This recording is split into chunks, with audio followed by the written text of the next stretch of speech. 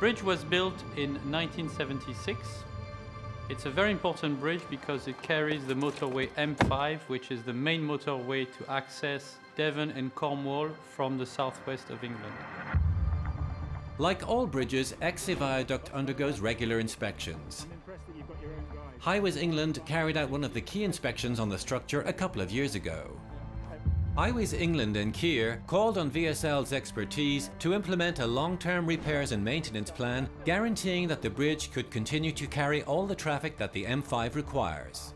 We undertook detailed investigations for them, which led to assessing the structure and then us proposing a solution to them to put the bridge back into the shape it should be.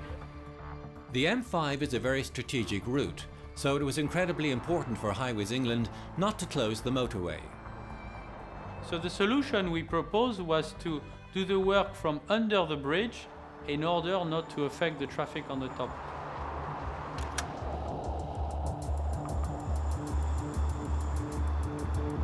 So that has challenges because working on the outside we are quite high, we are above the river in some cases, we are above a natural reserve, which means we have to work from platforms which are suspended with nothing supported onto the ground.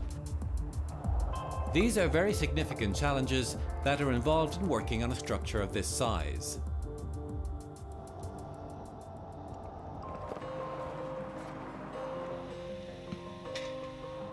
We proposed a complete solution, so a full package in line with the assessment and the study we did.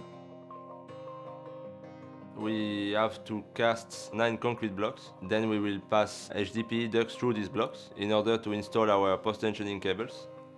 Then we can install the anchor blocks on each side, and then when we tension our post-tension cable, this will compress the bridge and give him strength back. We need to have different teams working on different activities. So from rebar scanning and mapping to cabling, drilling, coring, the rebar, the formwork and the concrete to do our blister. And then the final tensioning. So we have a lot of different activities and we have to manage all of them and make sure that we have a continuous path for the team to work on all the platform and that we follow the program. And when we work inside, you have to realize that going inside the bridge is like going into a small tunnel. So it's quite confined, there is not a lot of space. You can enter on one side, and to go in the middle, by example, you need to walk 350 meters inside the bridge. You have to carry materials, equipment, etc. inside the bridge, so it's a very difficult constraint.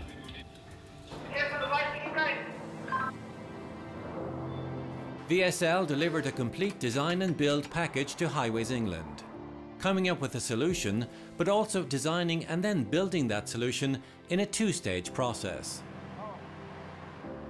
From the beginning, VSL positioned itself as a problem solver. VSL has kept its workforce and all the bridge users safe at all times during this project, because at the end of the day, safety is all that really matters.